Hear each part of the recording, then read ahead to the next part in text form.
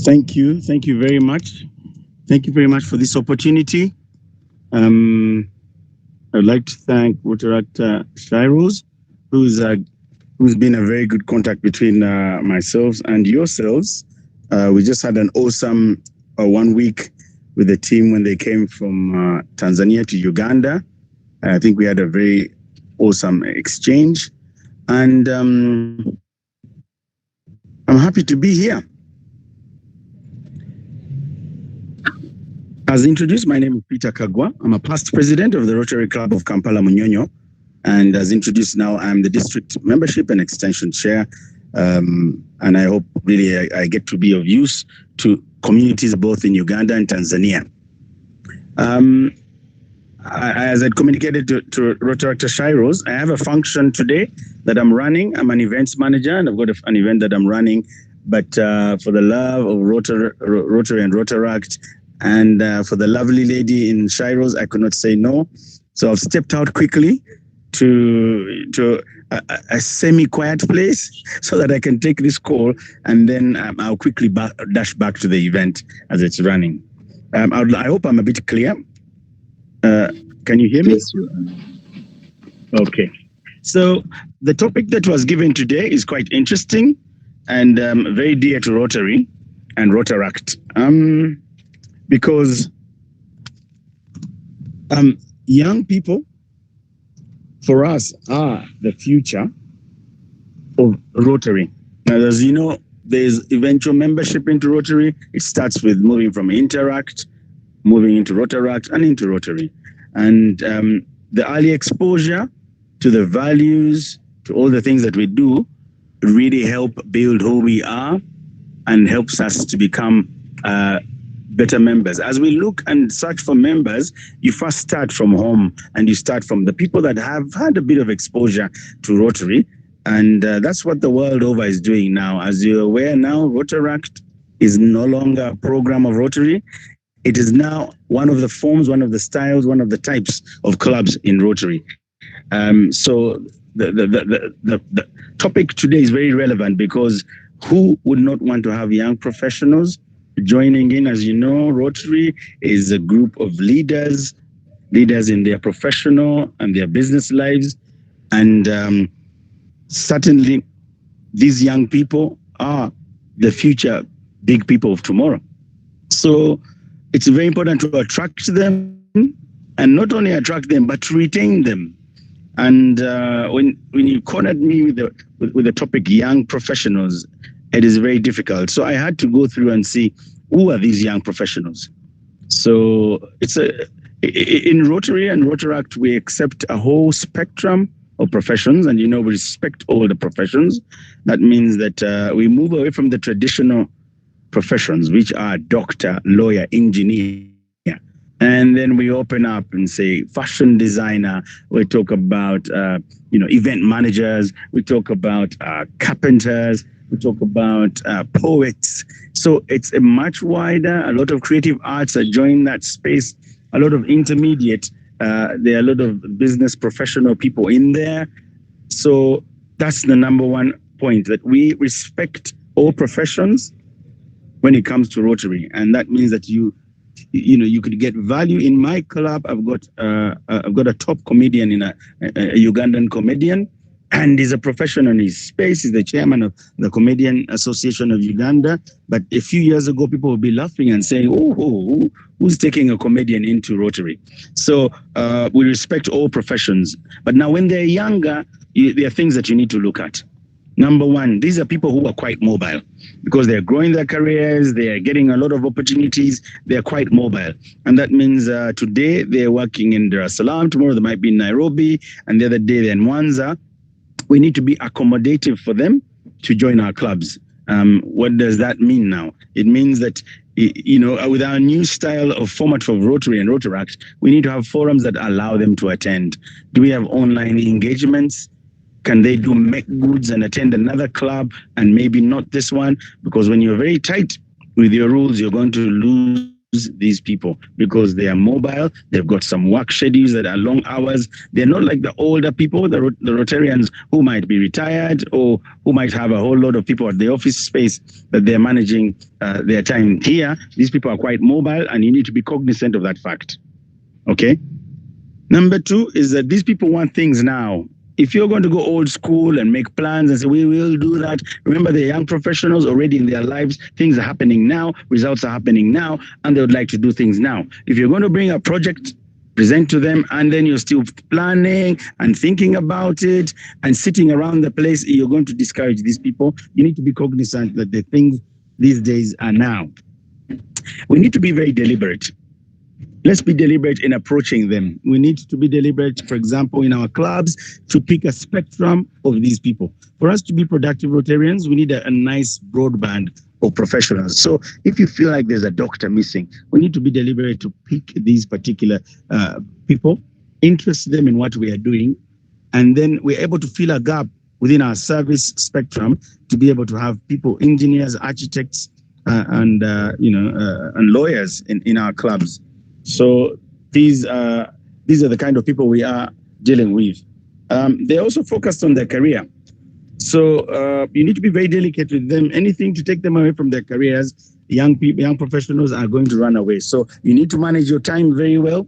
You need to appreciate them, and you need to an extra effort to bring them in. If they miss 2-3 fellowships, you need to keep checking on them because they are sort of the earliest people to give up. I remember in my earlier days, whenever I was being introduced to Rotary, I was working so hard. I said, no, I will do it one day. And indeed, I was busy focusing on some other things at the time.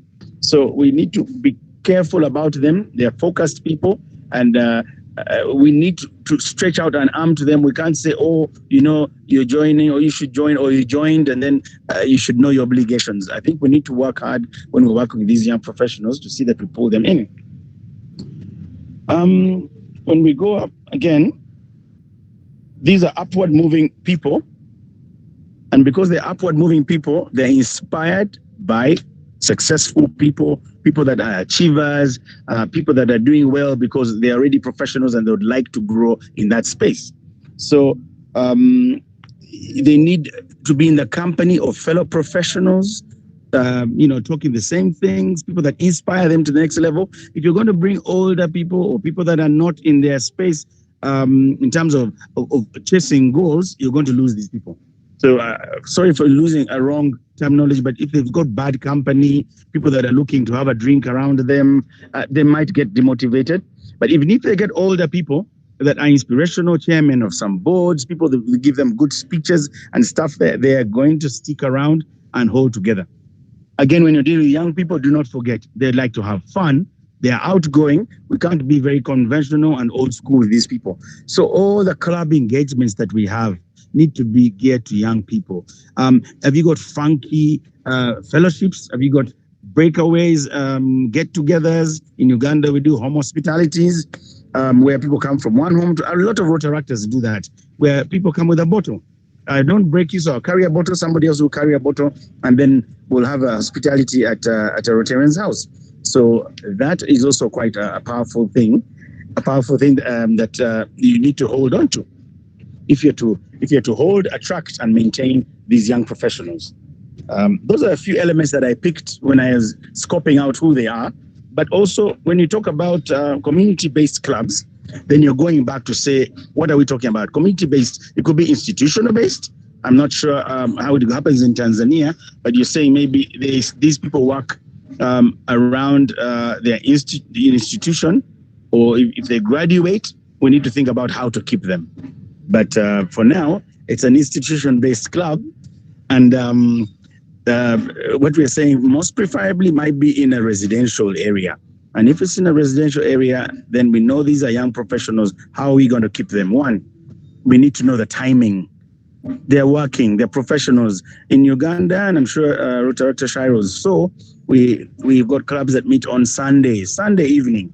And in their community, it's easy to take a ride, 5 minutes, and they're up to fellowship. 5 o'clock to 7, and they're back home.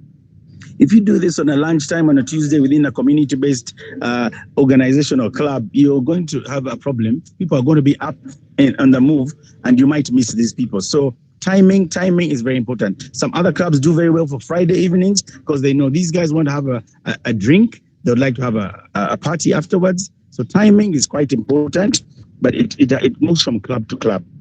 Location is also important. These people want an inspirational place, but don't break their bank. Let the drinks not be too expensive, but they like a place that fits their status and their stature. So a location is quite important.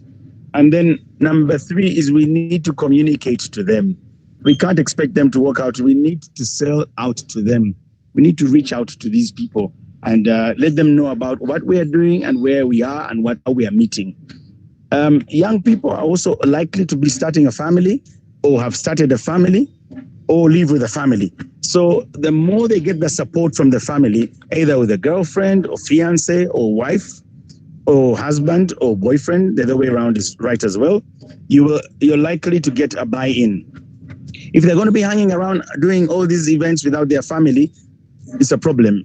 Sometimes we've got events here for Rotaractors where some of them that have got kids actually join into a family-based event. If it's a Sunday thing, can the family be around? So it's something to think about. Otherwise, you lose them along the way. Sometimes the best place to pick these people is also church. If they're service-oriented, then they're already doing something in their own way, or they've got potential to do it, but the only avenue they had was probably church. So that's a very good place to look out for some of these people, apart from our usual friends and family and former schoolmates. So that, when it comes to community-based clubs, that's what I was picking out from. But very important is for the club, we need to look attractive. Many times Rotaract and Rotary has not been looking very attractive. Some people think they're norms and they don't understand how we get together. But through our social media, our branding, our own outfits from the people that join us, you need to be attractive and people want to join. In Kampala, in Uganda, people are now really looking to join this service organization. Others for other reasons, because they're just funky and fun. But eventually they get into service. So your club needs to be attractive. Online, you have a website, is your Facebook active? You do projects in the community that people see and think, oh my God, that is quite nice. Young people doing things like this.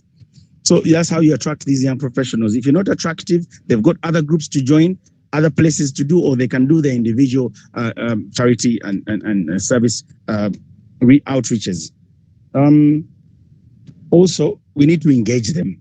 When they come, you've got a doctor and you're doing projects and you're not engaging him, you're going to lose him. They say either use him or you lose him. Either you use him or you lose him. So if there's a project that needs an architectural drawing, the minute you bring the architect involved, he's got a drawing, he's got an emotional attachment to the project, he will be in. If you bring a lady who's a doctor and there's an outreach, she will plan for the event, bring her friends in, and she will be engaged. If there's a club without projects that attach their hearts, you've not given them an assignment, either to be a treasurer or something, you're bound to lose these people because you've not engaged them. So membership engagement is a very, very difficult thing. And then, of course, if you do not mentor these people as they join Rotaract, you're going to get a problem. If they think it's a place to meet people, to meet boyfriends and girlfriends, to meet rich people and make deals, and they do not know that we're a service organization, but which also has other benefits, you're going to lose them within a short while because they'll come through and they're not getting the jobs that they were expecting to get, and they're moving their CVs around and they're getting it wrong. So mentorship is very, very important for these people so that they know what we do, how long it takes, and the fact that we also need to contribute to the Rotary Foundation as we grow. So mentorship is one of the things that I think is very, very important in retaining these people. Otherwise, we will not keep them for long.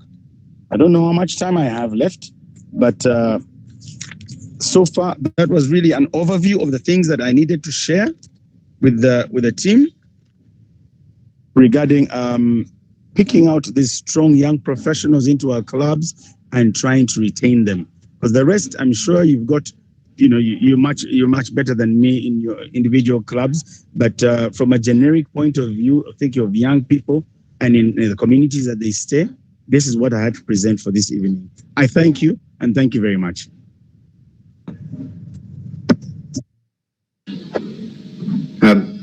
Thank you so much, Rotaract Peter. You have said quite a lot in a very short time, and I believe that we have all understood and grasped and something that will help our clubs moving forward.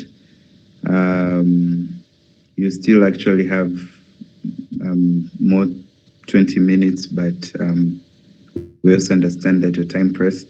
So maybe if you allow some questions from the participants, um, it will be nice to hear them out and also get to answer some of these questions. So everyone else, please, you are welcome to ask any questions or to provide any comment or input. Thank you.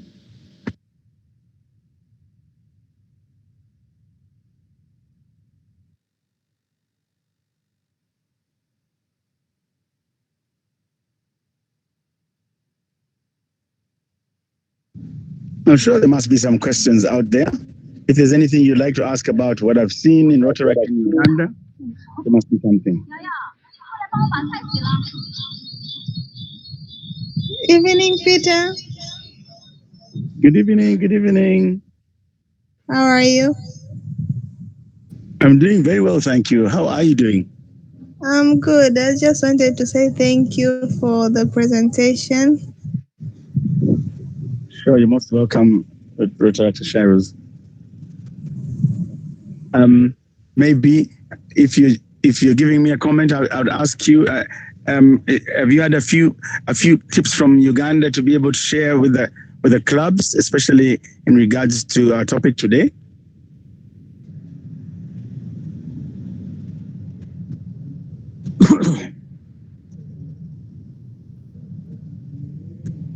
Yes. Okay, sure. I'm sure you'll be my ambassador, even if I get off the phone or I'm not with you for some time physically. I'm sure you're able to represent.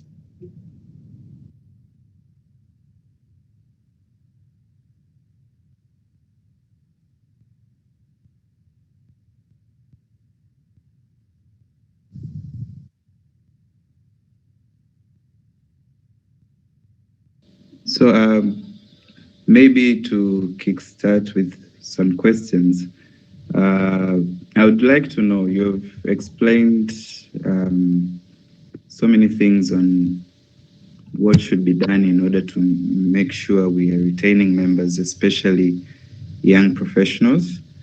I've particularly liked how you've explained the wider spectrum of what a young professional, or rather who a young professional is, and maybe to just know from your experience, what have you seen has been the most challenge in ensuring that members are staying engaged, and how would you advise on how to deal with such challenges, apart from what you've already said? Thank you very much. I hope I'm still audible. Yes, you are. Okay, as you've said, apart from what I've said, which is any other new observation that I've had? Yes, I've seen something. Young professionals, young people, as I said, are mobile. They are likely to move.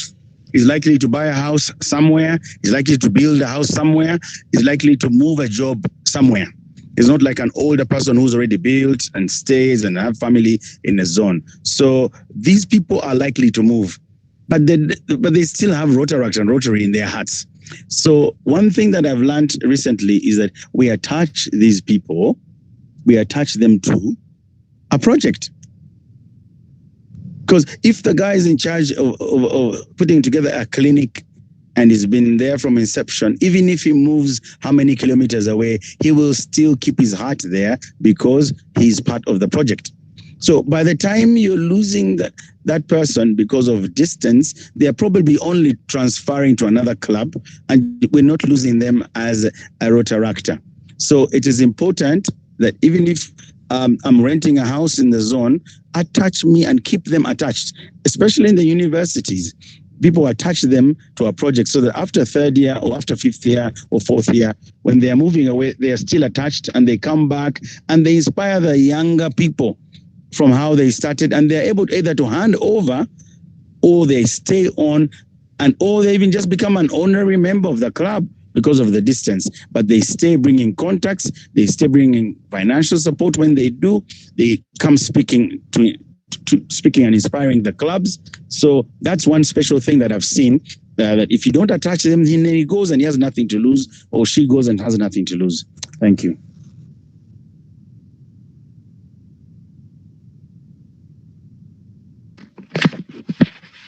Thank you so much. I've actually been taking notes to ensure that we will implement that in our club.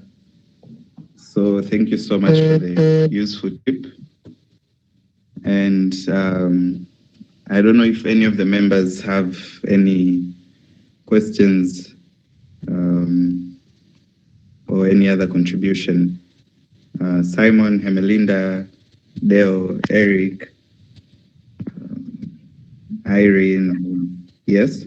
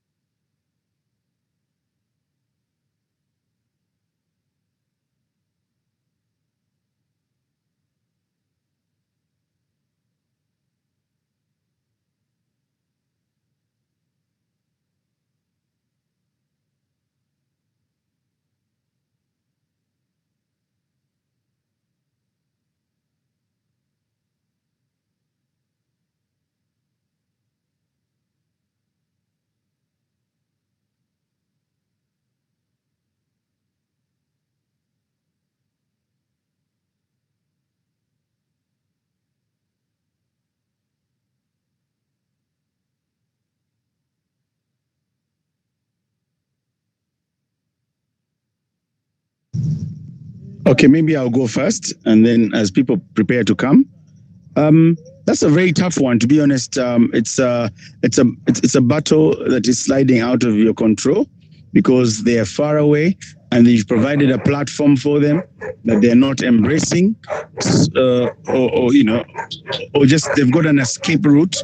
They're able to get away with they get able to get away with not attending, and that's the challenge we're having in East Africa with virtual meetings, because then you begin to slide away. Yet the physical meetings are better. But for instance, if you made them guest speakers from time to time, if there was a panel discussion and they engaged from time to time, that way you're able to keep them close. If you're able to get them to find you some speakers, to speak or something, that will be good. If there's any travel that's going to involve reaching out to them, any members going towards their end or finding out when they'll next be in town, those are connections that I think will keep these people close, and then they'll spark back into the main action through their virtual meetings and then eventually into face-to-face meetings. But that's what I may say for now. Let's hear what people on the ground have to say.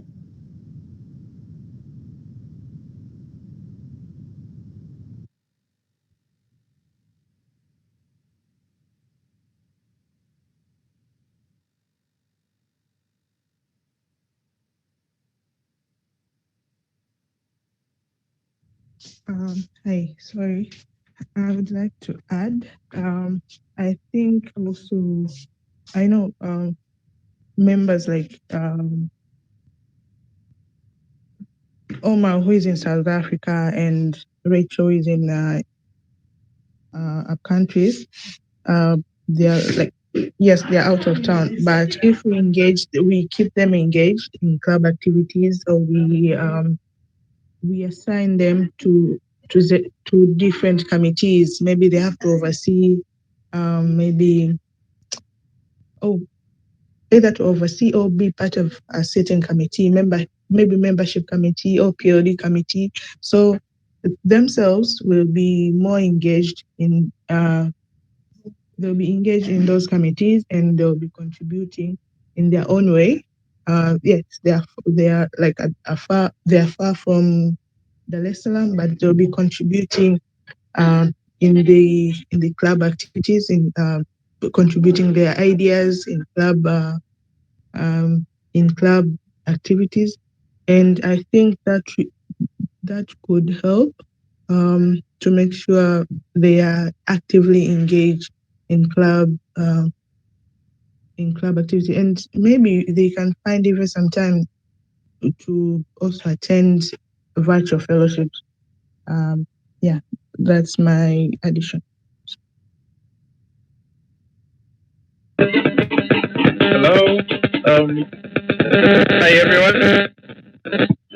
I'm Alois, Rotarian Alois, and thank you, Eric, for recognizing my presence here. Well, it's not the first time.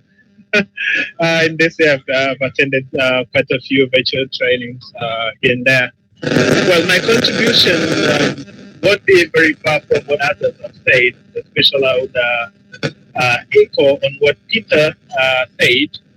But one aspect I also find very imperative that we should consider.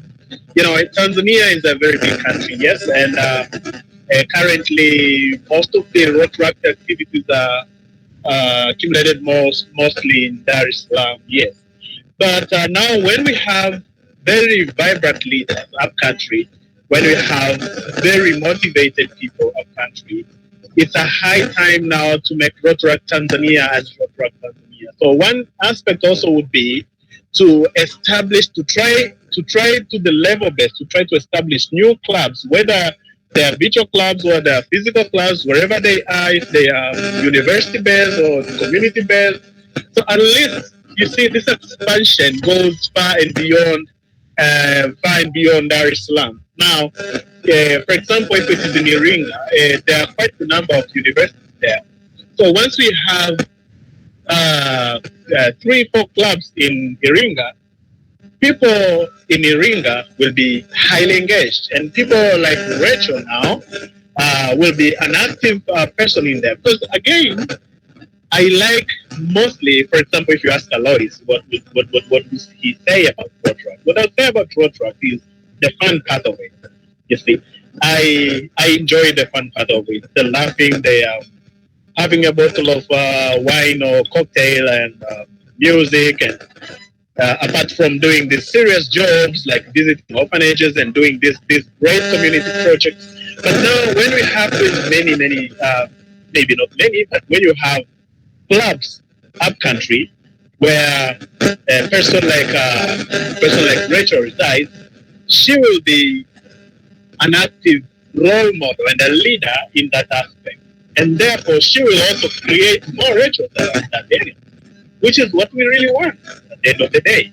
We want the expansion to go, and we want the fire to keep burning around the country, which is an aspect I would also echo mostly, that we should also try our level best to retain members.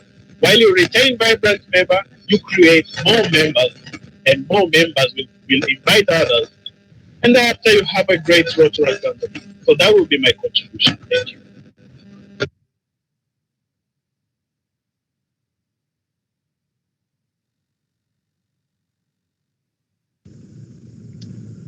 President, I would like to request that I leave the meeting. As I said, I have a function here that I need to join again. Do you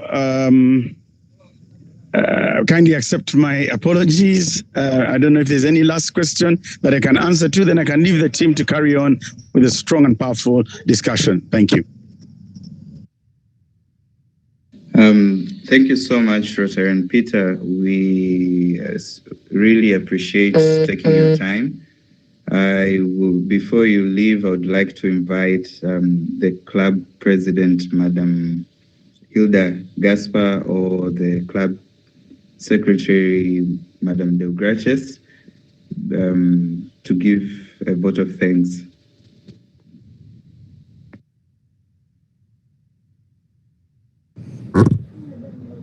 Good evening once again.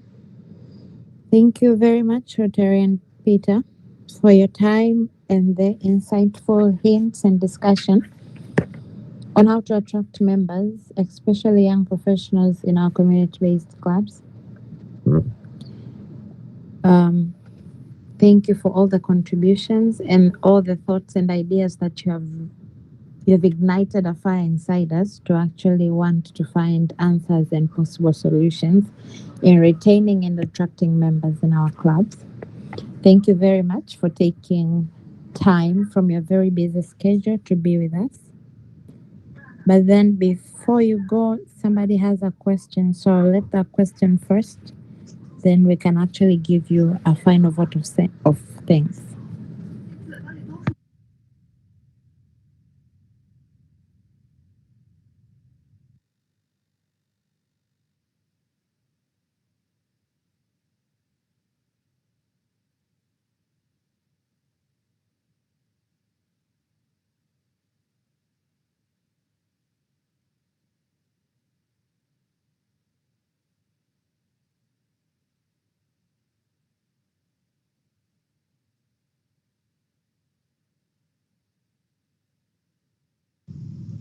Thank you very much. So a corporate member ideally is the other alternative to an individual member. So you've got a company, and there are very many out there that like to do corporate social responsibility, corporate social investment in the communities. And as it gets tighter these days, companies are obliged and they are questioned about how much they're investing back into the communities. And Rotaract is one powerful avenue, very responsible, very accountable, that is very easy to work with.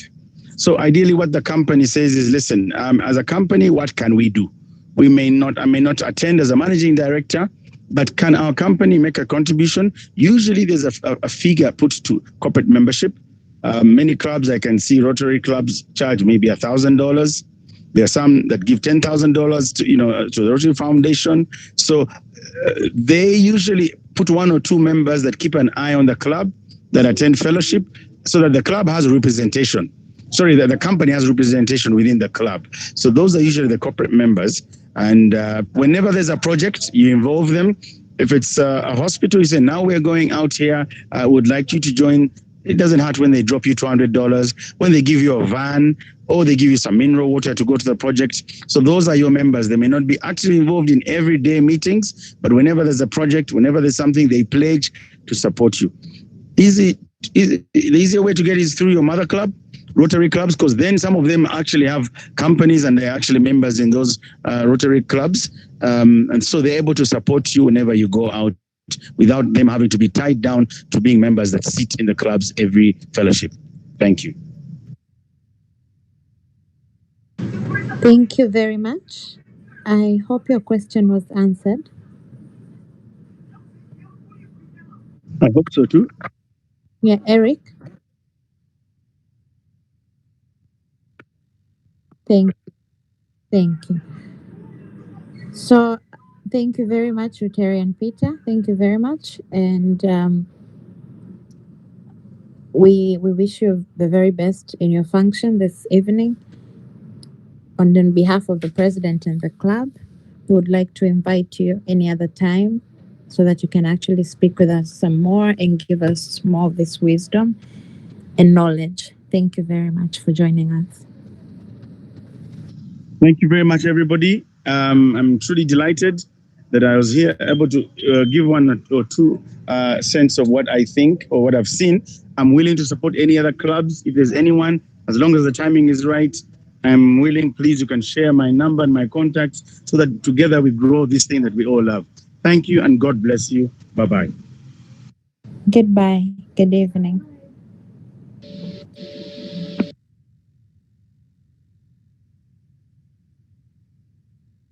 Over to you, David.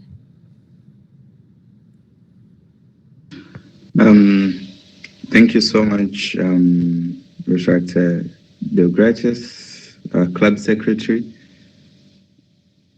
I would, I can only echo as well that we are grateful for Rotarian Peter joining this session and sharing his wisdom with us. We thank him so much and we would be happy to have the opportunity to talk to him further and to learn from him as well.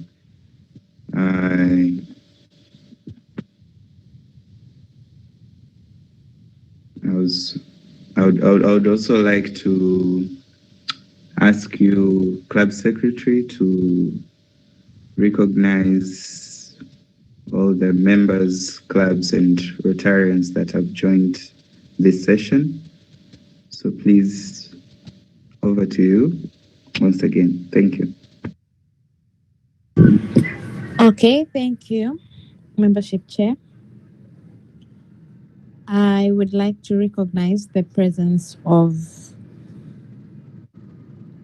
our past president, our club advisor, a Rotaract Rotarian, and the past country chair, Eric Emmanuel. I would also like to recognize the presence of Rotarian Alois, past country chair, past president, the Rotary Club of Mzombe. He's actually one of the very big pioneers out there from Mzombe. You can actually ask Miraj about that. Thank you very much for taking time to join us. Also like to recognize the presence of visionary presidents. Irene Sarakikia is here. Jessica was here, but she left. And our own president, Hilda Gaspar. Also, I would like to recognize the presence of district officials. We have the International Service Chair, Tanzania, Yasin Lazaro. We have the PIME and Country Chair, Hemalinda. And Irene Sarakiki, who serves as the Interact Chair, Tanzania. And Shiroz Ismail, who serves as the country's treasurer and assistant district treasurer.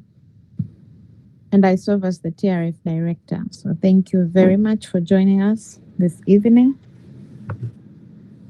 Over to you, David.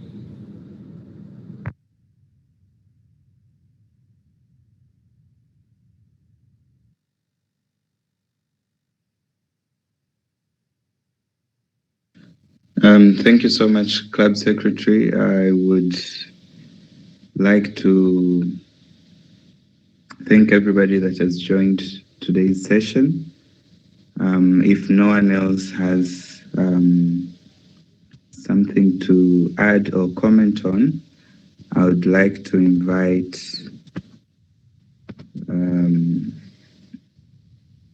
President Hilda to do the final toast.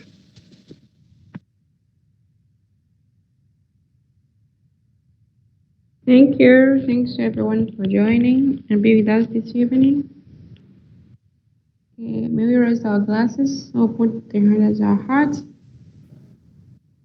for the President of the United Republic of Tanzania and for the Rotary International. To Rotary World Over.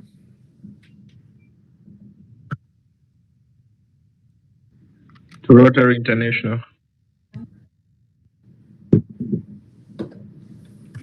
Rotary World Over.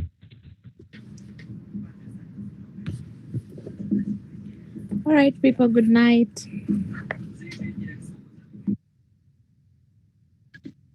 Thank you, everyone. Have a good weekend. Enjoy your Friday.